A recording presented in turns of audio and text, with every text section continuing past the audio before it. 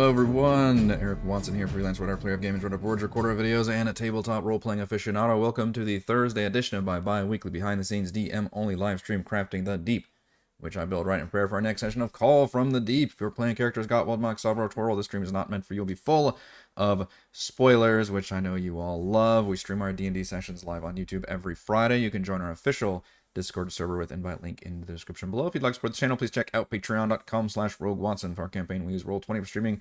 I use OBS Studio. Hope everybody's had a chance to watch the big D&D 2024 video I put out, which was full of several errors and mistakes. I should release like an errata, I guess, of like, whoops, I missed this, and this was actually a rule here, and that was there, which people are helpfully pointing out to me, but still a very fun video to make, and folks seem pretty excited, obviously, to just, dive into all the new content here. I'm excited about doing a deeper dive into the more specific elements, like doing a video for each class, for example.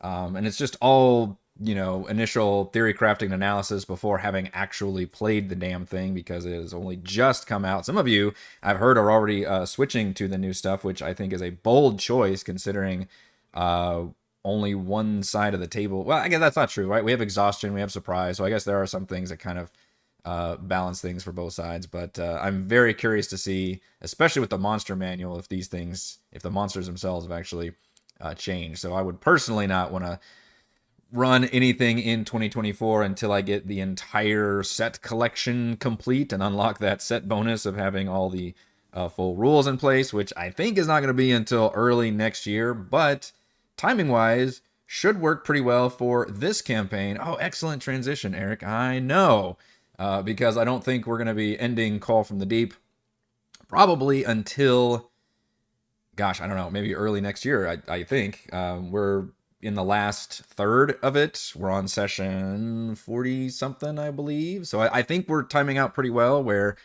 we'll end up going, somewhere between a year and a half, I think, for the campaign. I think we just recently passed the 1 year anniversary, and was totally my goal going into it. So I don't want to add anything else at this point to the campaign. I'll still be modifying things as I need to. This being probably the biggest modification, which is that I'm not using the original dungeon design. I'm using a different map, which necessitates kind of switching things around. But I don't think that's going to add anything to the dungeon.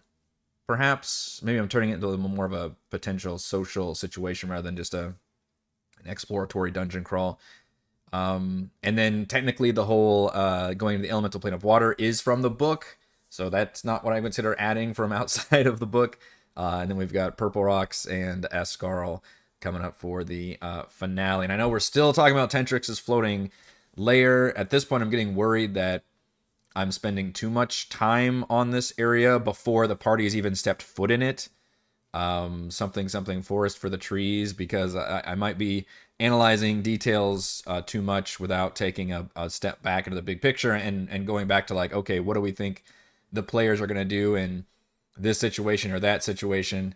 And I'm suddenly not going to be prepared for that because I've been forgetting about it. So if you all can think of anything big that I'm probably missing, that is where I'm just gonna be flabbergasted on the actual stream, be like, oh, you're gonna do that? Okay, I have not prepped for that. The possibilities are: A, the party decides to just roll. First of all, I don't know what they're gonna do with the giant. We'll figure that out in terms of what information they want and all that. And that'll actually be a good chunk of probably the initial session tomorrow. But they could just decide, fuck it, we're just gonna run up on this place with our ship and just assault it head on. I would not be in favor of that, and I would voice my displeasure of that through the NPC allies they have. Also, their ship, I wrote it down somewhere, is down to 71 hit points out of 200 hit points. So not quite 1/4. It's about a third, so they're about 30% health. So if I tell them that your ship looks like it's about 30% capacity, that might actually deter them alone. But that would basically sound the klaxon alarms and, all hands on deck with the ship's crew. Suddenly all the ballistas will be manned. And that's something the Giant would be able to tell them, right? Is like, hey, they've got defenses, there's ballistas, and they would be able to probably see that from a distance anyway. So I'm not in favor of that, but that is technically an avenue that they could do, which is just do a head-on assault, pull up on their ship, and have a really nasty big battle that would probably take like 3 sessions, and I don't know if they would survive it. Option 2, they disguise their giant ship and then try to pull up to the dock, which could work depending on how the party wants to do that. They never tried to like grab any kind of Black Armada gear. They've never really had any desire to like disguise the ship or leave it behind, so I don't think they'll pull up to it, even though you could probably, as a big ship, pull up to this dock, but it would be considered probably rude.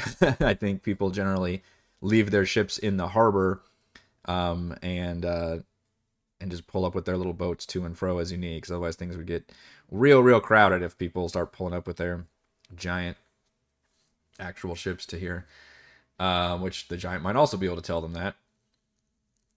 Option, and then really have like, there's not, I don't know. I guess I'm trying to think of the balance between this place being a villain fortress while also it being a pirate lair. Those two things are hard for me to reconcile, because villain fortresses, I don't know, you picture like the Death Star or something, where it's like, it's very fascist, it's very like organized, guards everywhere posted, and, just, it's got a chain of command, all the things that you would basically expect. A pirate lair, to me, is like the antithesis of that in some ways, because it's all about just the chaos and the freedom of everybody doing their own thing. So I don't know how you even do organized piracy. Like, it's, that alone is kind of tricky. Probably just a cult of personality behind Tentrix, honestly, with the whole Black Armada. So people just really like that dude and what he represents and everything. I won't make any jokes about modern politics, but maybe he's making piracy great again. So I'm trying to figure out, like, what, in other words, what is like the guard system like? And unfortunately, the book doesn't have any information about guards. It just says that there's a constant changeover and it's easy for the crew to kind of get their way in.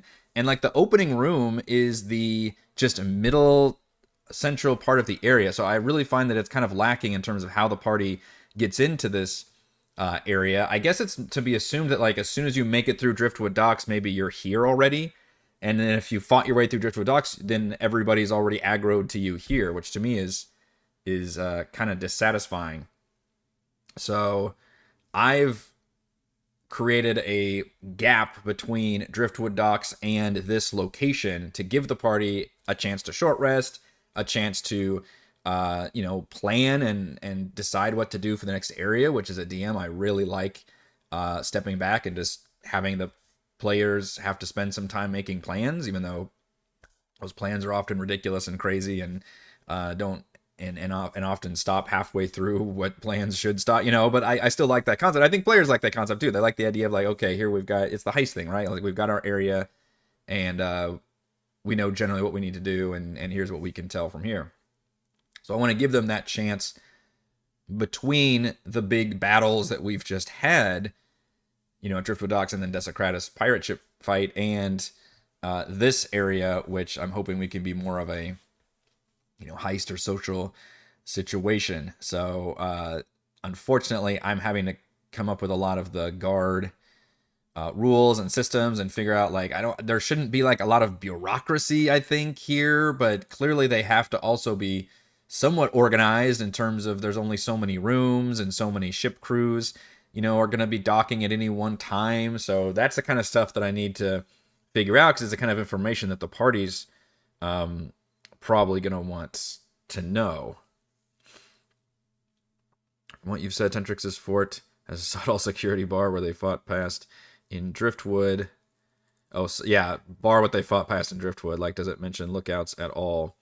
Really doesn't.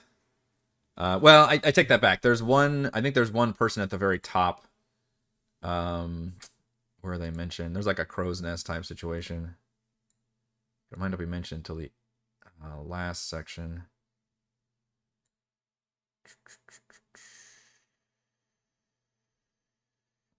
Sounds of merrymaking and repair work fill the ship. Perception checks that rely on hearing are made with disadvantage, so even if you wanted to sneak your way around, you would get by pretty easily.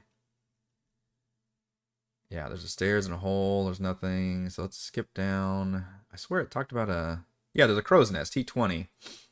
Ascending the stairs from area T1 brings a character to this open air upper level. Okay, maybe this is where it talks about guard. Let's read this part. So what does T20 look like? Okay, that's this part on the right side. I know my overlay kind of fucks up when it... You can see where my overlay is exposed when I blow up pictures. So it does have one higher area that's at like a... This is just the second level, because this is the first level here. I guess all of the forecastles also point up. T2, because I think T11 and T12 are going down. Okay, so let's see what the forecastles say. I don't really have any information there. Quarters, poop deck. So many poop decks. Alright, so the crow's nest. Lashed together ships is a wooden octagonal platform surrounded by all sides by a balustrade. From this platform rises a thick mast draped with a red sail. Each corner has a large crossbow bolted to it, armed by gruff-looking orcs. Behind the ship's wheels, a gaunt-hooded figure leaning on an oar with a small winged creature on its shoulders. That's the Myrniloth. So Karen uses the layer actions. Okay, so which is actually true of this map. I put him also on a central location that's high up. On Karen's shoulder is Tentrix's homunculus Filt. He telepathically communicates the location of the characters to Tentrix and follows them through the layer if it can. So that would be a cool way for Tentrix to know that they're here, but that's up to the Myrniloth and the homunculus from seeing them also. And I don't know if they have any kind of extra sight capabilities. Homunculus has dark vision. Oops, how do I get to the Myrniloth? If you've got any ways of seeing people, he might have detect stuff. Detect stuff, the best spell. You detect lots of stuff. There's stuff everywhere. All right, look out, guys. There's stuff everywhere. Where is... I guess it's under his name. Charon?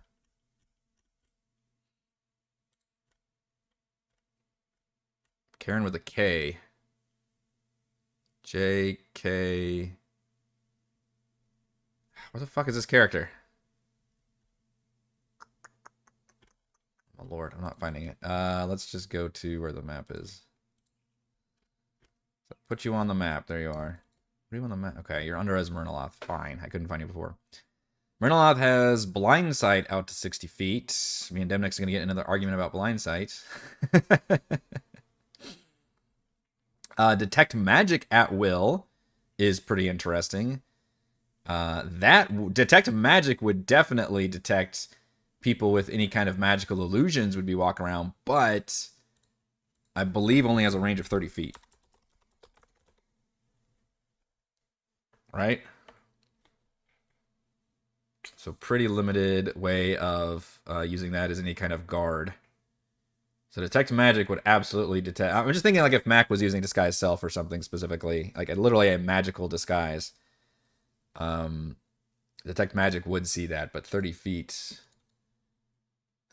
does not give the Myrniloth a whole lot of options.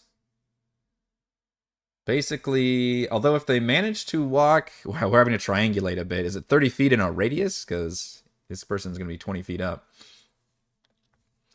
But if they make it to a little more than halfway through the main area on the bottom, I wonder if you can technically detect magic through walls? What does that spell say? The spell can penetrate most barriers, but is blocked by 1 foot of stone, 1 inch of common metal, a thin sheet of lead, or 3 feet of wood or dirt. You start asking stupid questions like, how thick are the floors 3 feet is pretty fucking thick. So I would probably argue it would go through the first floor, but probably not the second floor. So maybe once they make it to the second floor of this area. So I don't know if it would. I'm trying to figure out if the Marinoloth would detect magic from 20 feet below it, right? Because if there's the bottom floor, which is where the bar is, which is where I expect the players to be, hopefully, God, missing out a chance to go to a pirate bar. And then there's another layer which has the like hammocks and stuff and some sleeping area. So that's a level. So we assume 10 feet between levels just for the sake of sanity. And then this is the top level above that. So if we can say, okay, you can detect 10 feet down because there's probably not 3 feet worth of wood floors. But would you be able to then detect another floor down because then there's another floor there?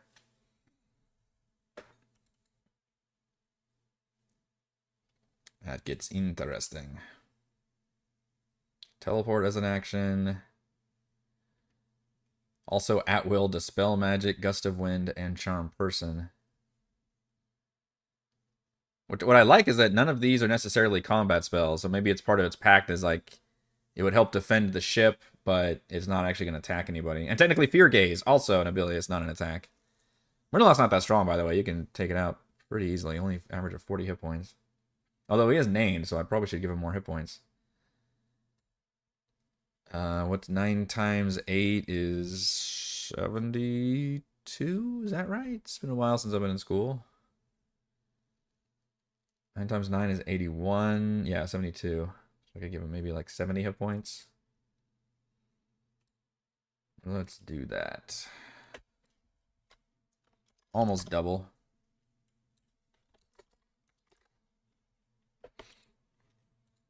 Probably not the first person to name the Murnoloth after the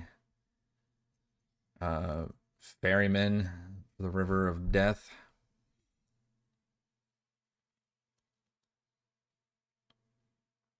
And then a homunculus, I guess we could put on the board as well. As being the thing that it can actually So instead of using DM magic, I can actually say, hey, there's actually a creature who is detecting you all and is going to inform the boss that you're here. Homunculus. They're an autonomous collective. They live in an anarcho-syndicalist commune. I like that. I don't know how to spell fucking homunculus. Homuncu. Thank God, we made it on the second try. Is it homunculus has 3 U's in it. Homunculus. Homunculus. Homunculust. There we go. That's the creature I was picturing. Little bat thing. Honestly, it's a fucking adorable. I think isn't the original term of homunculus literally just like a kind of a familiar made out of like inanimate objects or something? But I guess they had to put a art with it, so they just kind of came up with something. There you are. All right, so you're hanging out up here, even though you should be with Tentrix. But I guess the idea is maybe it's telepathically bonded to Tentrix, so maybe that's how Tentrix sees everything. Magic convey whatever senses master, and the two can communicate telepathically. It can't speak, so it can't act as like a voice box, but it can definitely carry all the information.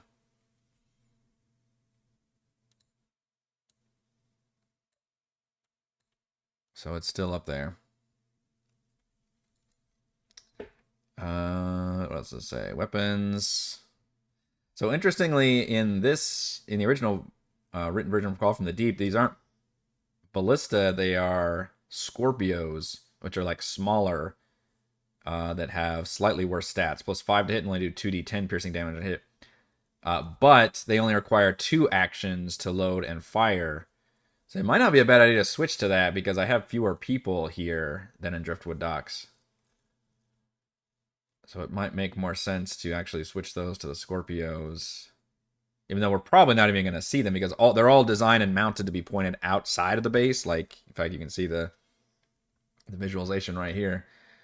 So I don't think it would be a question of if they make it inside, you wouldn't be dealing with them anyway. Characters will climb the 50-foot rope ladder up the mast. 50 feet high. Okay.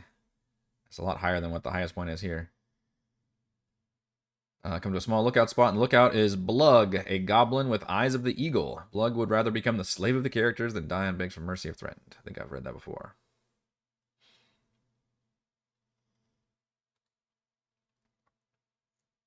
Mechanical, craft, homunculus. So many U's.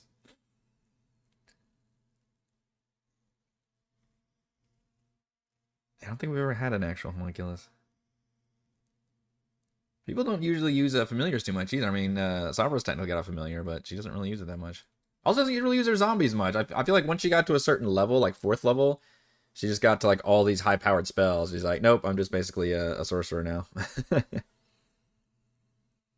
Sabra have any protective mental spells?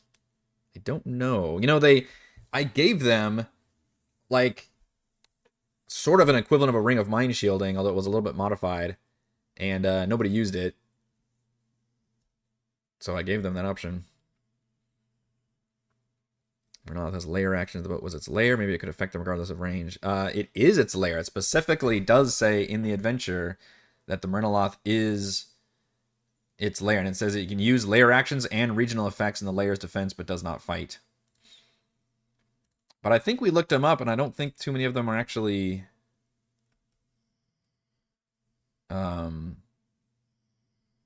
useful. The vessel regains hit points. A strong wind propels the vessel. This is the only one that's probably useful as a layer action. The air within 60 feet of the vessel is filled with wind.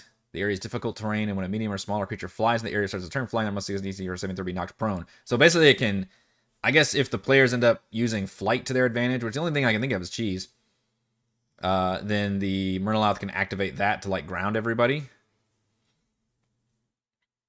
Regional effects, the vessel always stays on course. The vessel doesn't sink even if the hull is breached. So they all have to do with the layer itself. Technically, if they try to blow it up without taking out the Murloth, then they would be disappointed.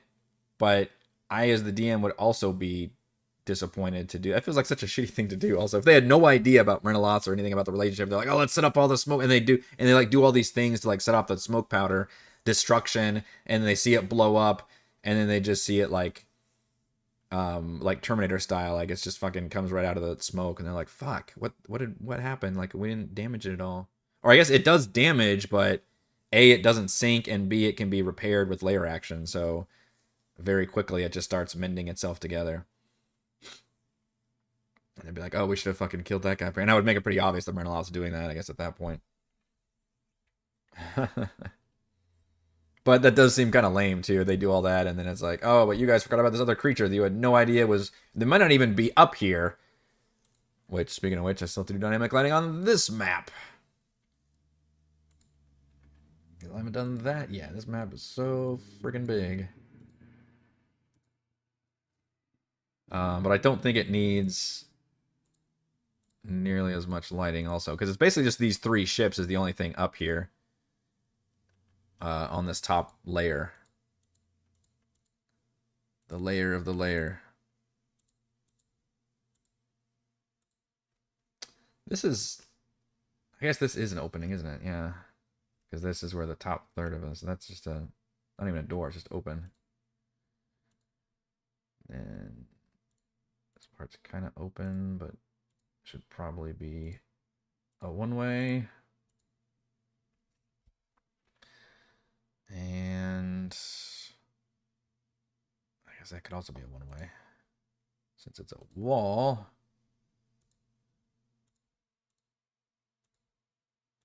Does that work if I do it one way that you can see. Yeah, you can see that way. Okay.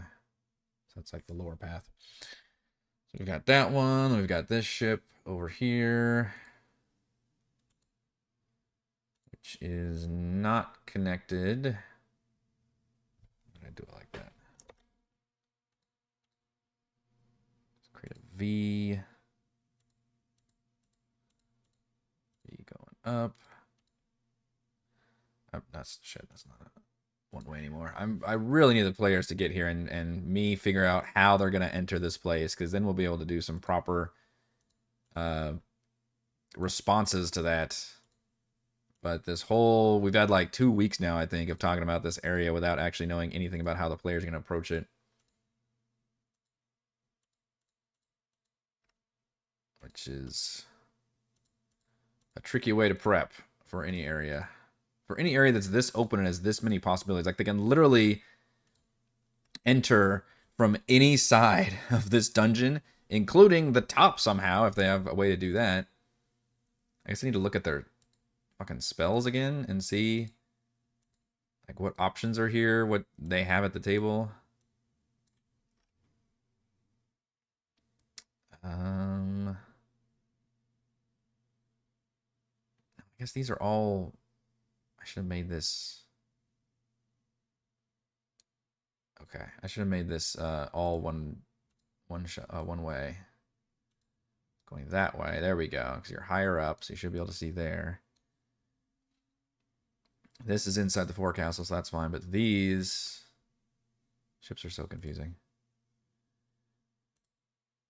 So that should all be one way going that way. Which is correct. No, but if you're there, okay. Do I even need a wall here then? This is just going to get more confusing. Because if you're there, you can see a cross and vice versa. So should I even be doing walls? This should be a wall in here. This is a wall and a door. That's fine. The rest of this, I'm not sure it's even worth making. Because if they're that high, then you'll be able to see a cross.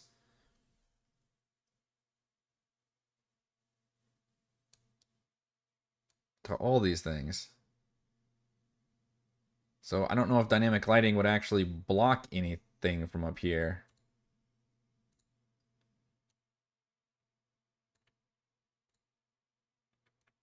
That is definitely not a one-way. The masts would be line of sight. Definitely. I'm not sure anything. I might just delete this whole outer part then, because I don't think it makes any sense. I think it's just going to get too confusing if we actually try to do dynamic lighting up here. I think it's easier to just tell the party, hey, you've obviously, this is a wall, this is an elevation change, but otherwise it gets weird. Do they have a glider?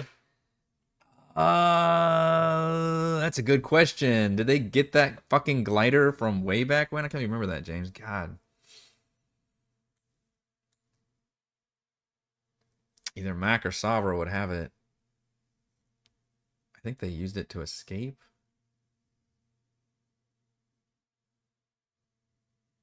I'm not seeing it on Mac's inventory. I should check what kind of crazy spells he's got, though. Nothing too crazy, okay. Savra. Savra didn't play more Sharky to bring him with. Yeah. I mean, Sharky would get a saving throw. No guarantees. Wait, inventory. Yeah, I'm not seeing that glider in the inventory. It's up to them to remember that shit, I think.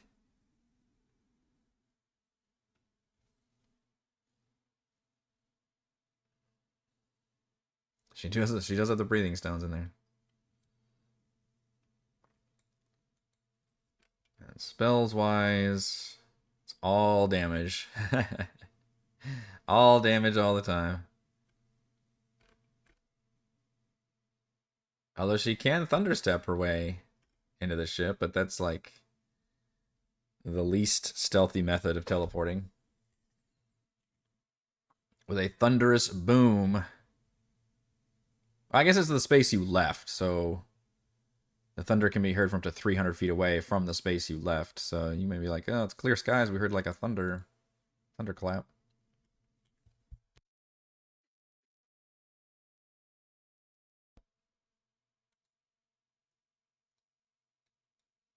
So what I presume the player is going to do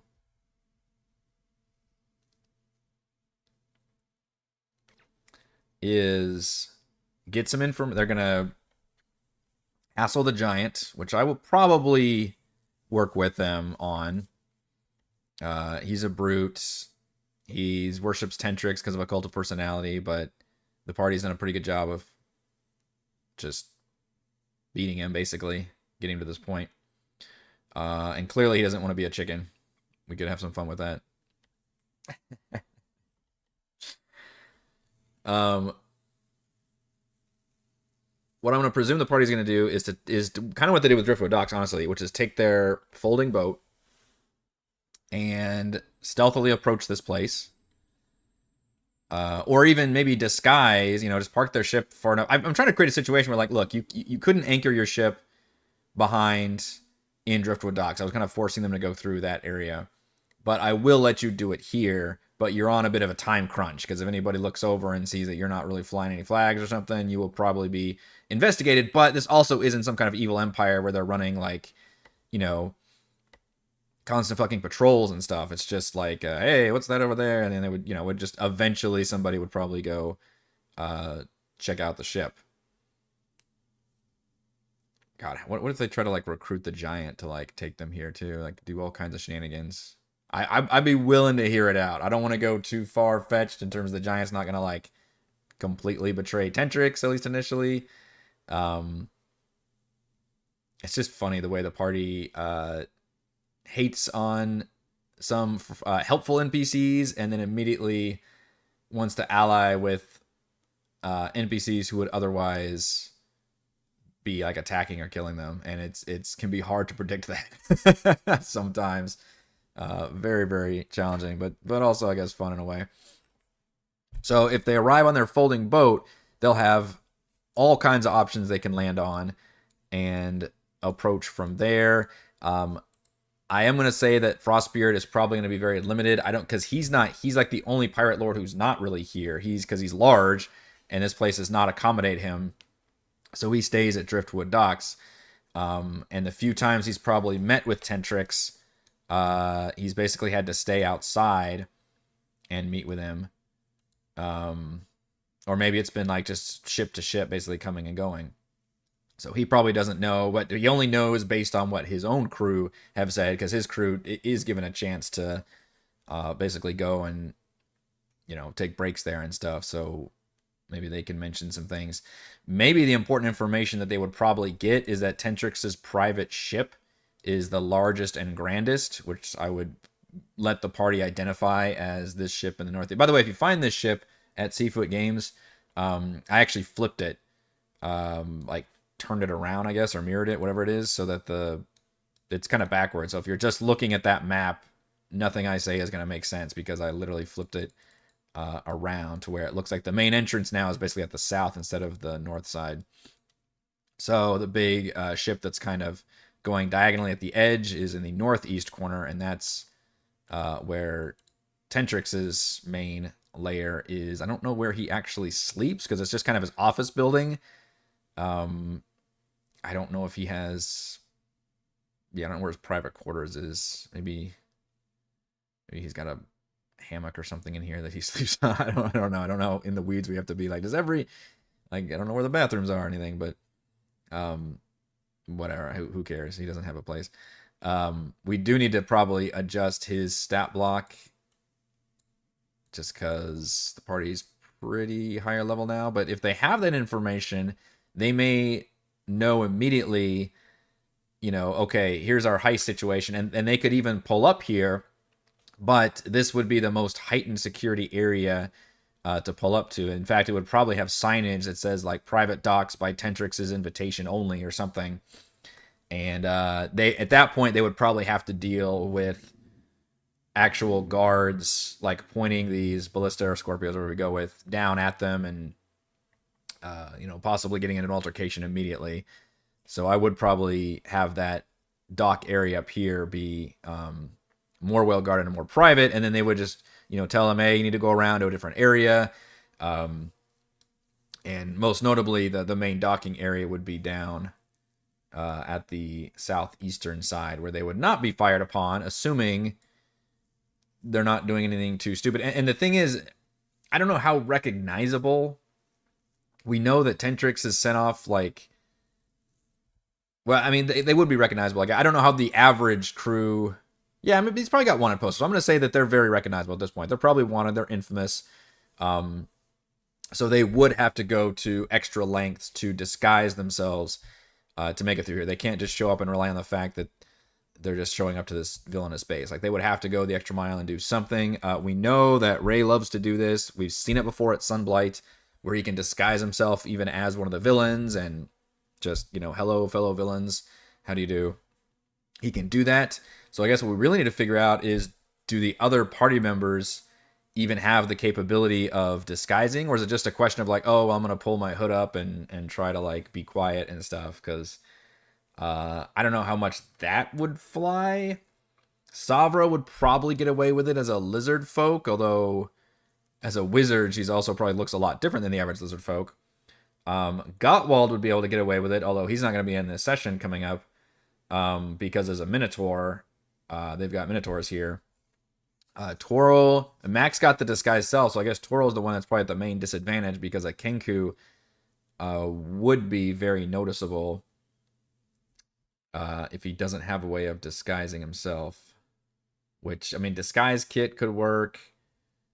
He does have mimicry, which he hasn't used except for that one really hilarious scene from early in our campaign, which the party technically did. I could reference that as something that the party did before too, where they literally came in as a party. Now, granted, they were not known at all, so that took their advantage, but it was a similar situation where they just bluffed themselves onto this enemy ship. And it was all because of Twirl's ability to use mimicry to kind of get the key phrases out, I guess.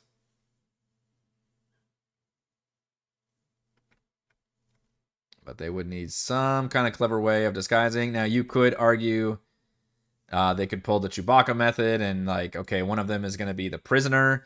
That could probably work, but that would also change the dynamic of what things look like. In fact, that's something I should probably prepare for, is if some of them make it in, but also the ship is still alerted that a prisoner has been brought forth, in which case we do have a prison system, which is pretty fun.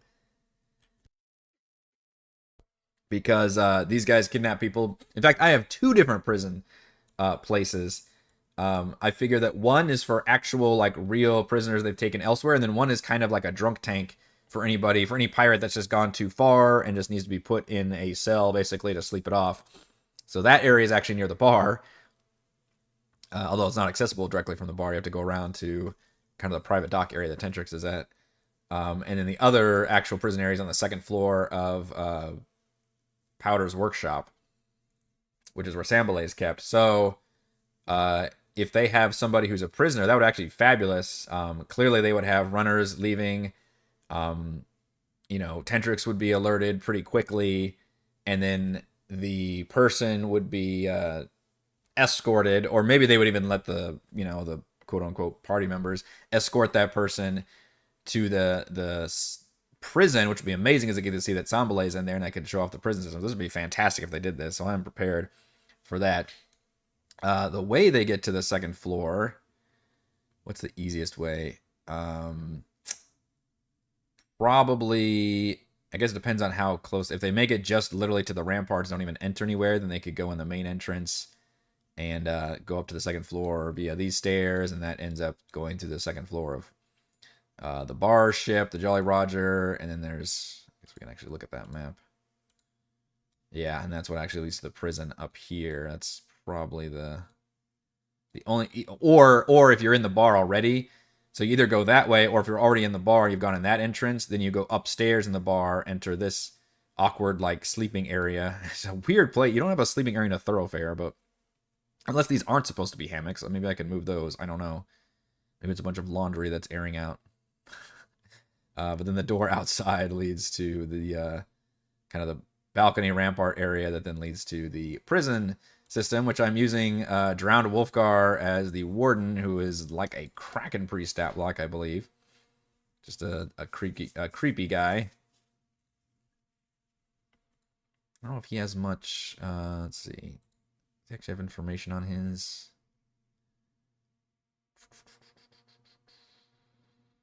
Drowned Wolfgar does not say anything. Still doesn't say anything. Ooh, I could maybe clap some dimensional shackles on where they decide to be prisoner. Huh. Yeah, it doesn't say anything about Drowned Wolfgar. On this one, at least. Just that he's a cool Kraken priest with his own picture. So I thought, all right, there's a chance to use him here. Sleeping area in the bar is not so crazy. I've passed out in bars before. Fair enough, fair enough. Like the upstairs area, yeah. I remember, I don't have a pass out in a bar story, but when I was in college and staying at a house, the dudes at the house were, I think, rugby players, and they threw parties occasionally, and then there was at least one party which I mean, it's weird to say I was at the party. They weren't my friends or anything. It was kind of a weird deal where I was friends with other people at a different house, but I stayed at this house, and they had a big party, and I think I passed out in the chair or something in my room still because my room was there. But I remember getting out of the room and opening the door, and there was a dude who was passed out literally like right outside my door, and like people were just like passed out everywhere. It was bizarre. It's almost like a man, not in my own home. Like, come on.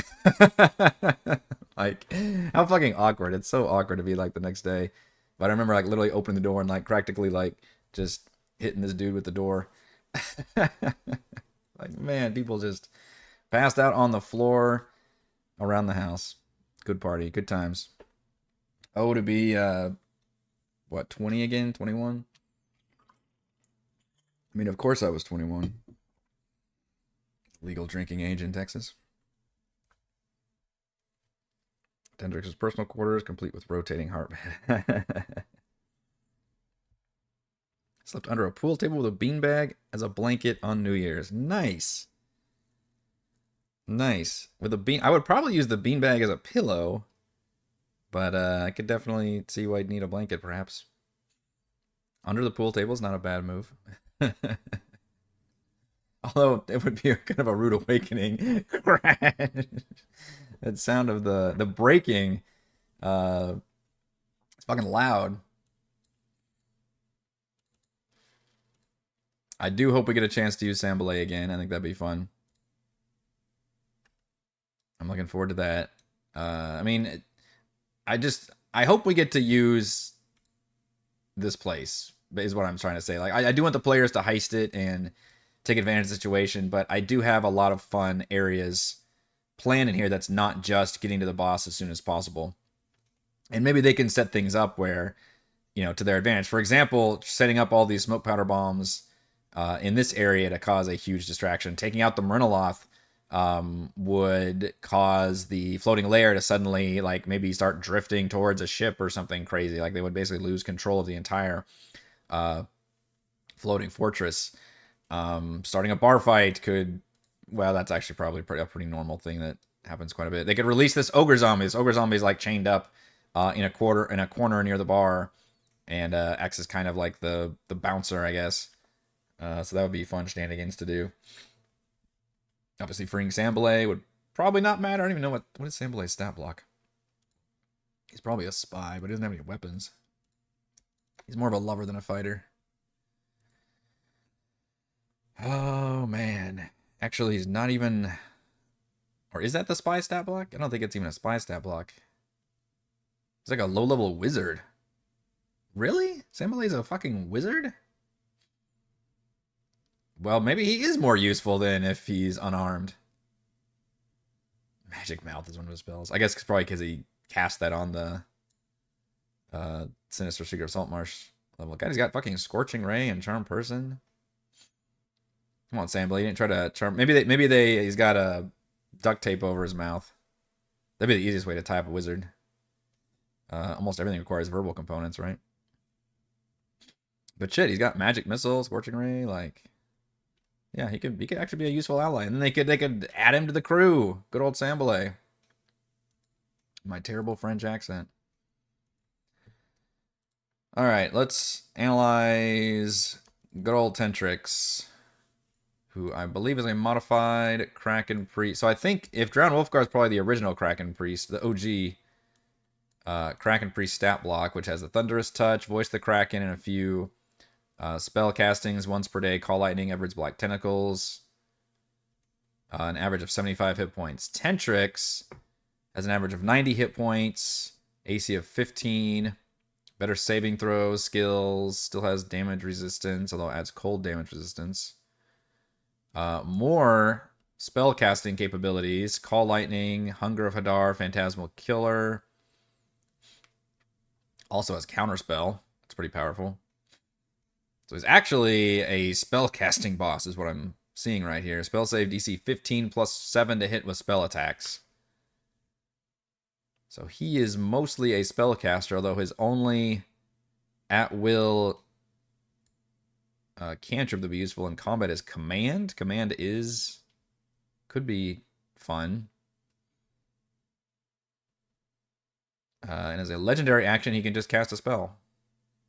Costs 3 actions. So I'd probably make that like his quote-unquote layer, because I've kind of been doing that, right? I've been like changing legendary actions to layer actions, which is technically nerfing the legendary actions, but it's just easier for me as a DM to keep track of it. Or I guess the other thing is I just put it as like, okay, this one always happens at 20, this one happens at 10 in terms of the initiative order, would be the other way to do it. So maybe give him like multiples. Although it says he's balanced right now where he can only, if he does cast a spell, that costs all 3 of his legendary actions. So he can only cast 1 spell as a bonus legendary action.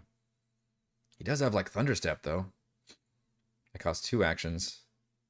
Well, it's not quite as, it's 30 feet range. But Thunderous Boom sounds where he leaves and makes DC 15 or 3d10 thunder damage. So he does have that capability.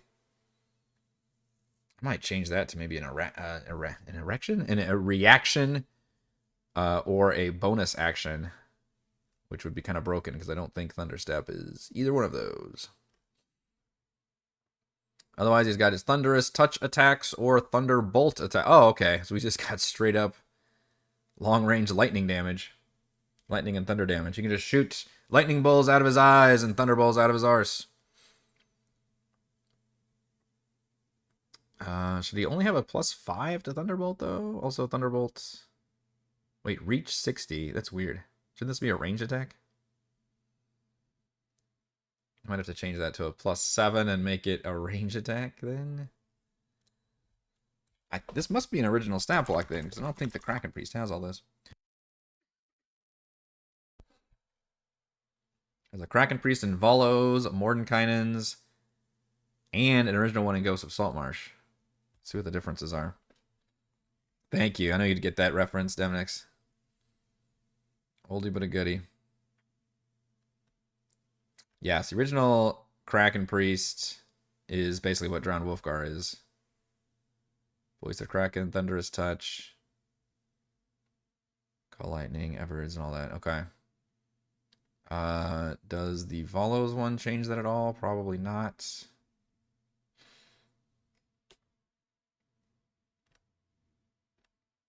It does not. Still the same stuff. So let's see if Mordenkainen's Multiverse Monsters changes anything. Okay, this is the one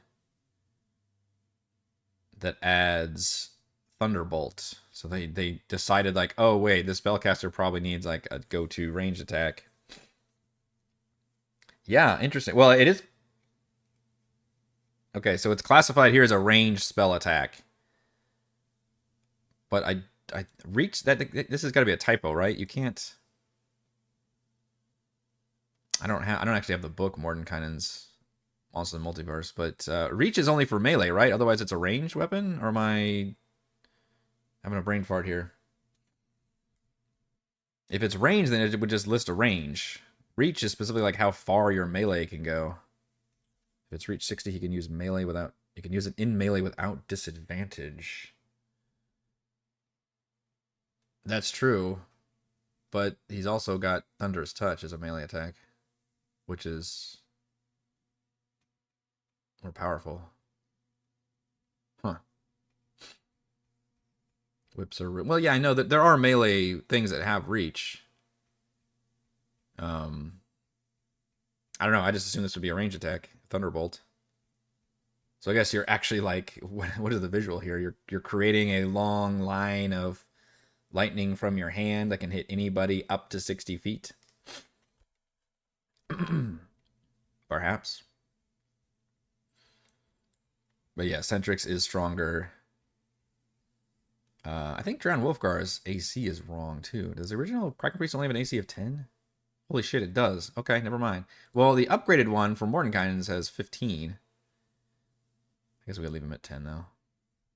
Honestly, having an AC between 10 and 15 almost doesn't matter for a party at this level.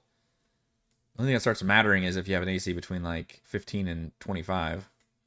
Because they're pretty much hitting, like, those low numbers... You know, no matter what, unless you're poor Reese and you're rolling fucking 1s and 2s and all your stuff. Or literally like nat 1s on everything. But the one in the stat block actually says ranged spell attack. So one of these two things is wrong. And I see that in Tentrix's stat block it says melee weapon attack. So it's interesting. 2d10 lightning plus 2d10 thunder damage. All right, so he's got a go-to range attack. He's got a go-to melee attack, and he's got a lot of spells. In fact, actually, is it Arms of Hadar that's a reaction? Hadar's got so many things going on. I don't see... Oh, there it is. Oh, because they're... What is it, at will?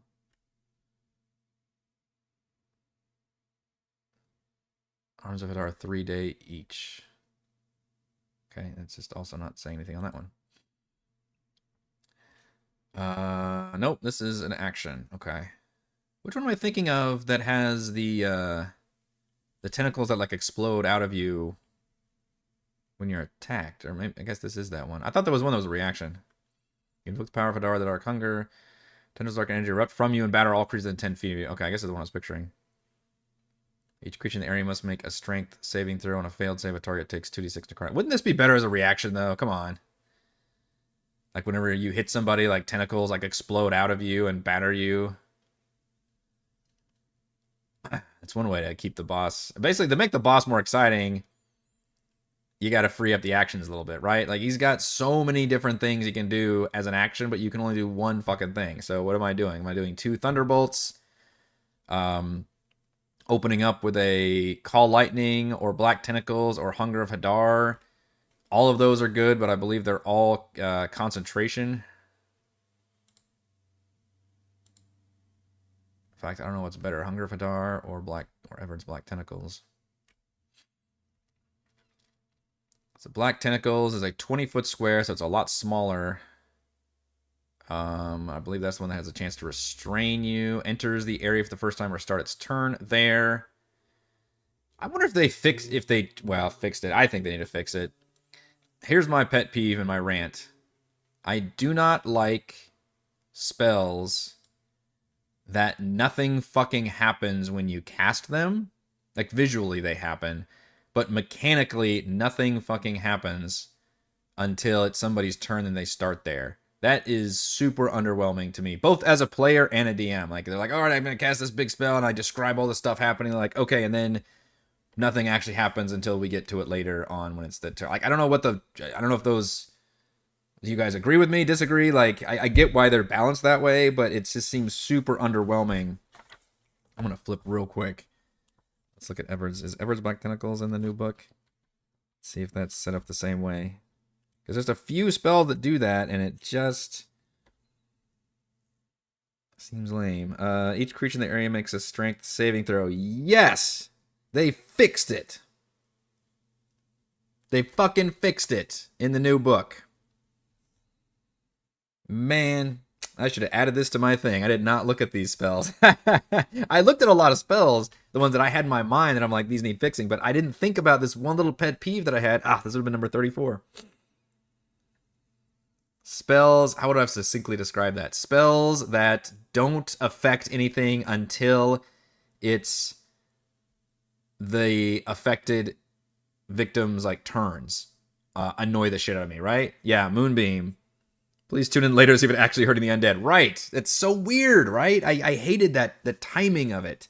But it looks like they fixed it. We can look up Moonbeam too. So the new Everett's Black Tentacles literally says each creature in the area makes a strength save as soon as you cast it. On a failed save, they take 3d6 bludgeoning damage as a strained condition until the spell ends. The creature also makes the save and enters the save or ends its turn there. Boom. Fine. I need to fucking make this change immediately because that annoys the shit out of me. The timing annoys the shit out of me. Well, there's number 6 on things that I would add immediately. Man. Let's see if Moonbeam says. When the cylinder appears, each creature in it makes a con saving throw. Yep, it happens immediately. Fuck. Yep, spells with delayed effects. That would have been another one for me. I just missed it. Which, I mean, I had 30 fucking things on there, but yeah, that's cool. I'm glad they fixed that. I don't know if I'm sure there's some other examples in here of spells that didn't happen yet, but man, I might have to immediately change that because that is such a good change. Yeah, I think honestly, both player and DM, I find, were annoyed by the delayed effect because it's just like, okay, now I gotta remember this is gonna happen. And it just feels like it takes the wind out of the sails of casting the spell, right? Just like, I mean, it's still going off, it's gonna happen, but just the fact that like we're all just waiting around for it to happen, even though we describe this cool thing is happening. So I think I'm gonna make that change immediately. In fact, I should probably put out a what's my go-to word? Manifesto. Like a patch notes update for my player saying, all right, these are the changes I'm going to make based on the 2024 edition of the book. If you guys have any more things you want to do, you can do it. But between you and me, I don't believe they have even looked twice at this book yet. So they're going to have to trust my judgment on things that I need to change.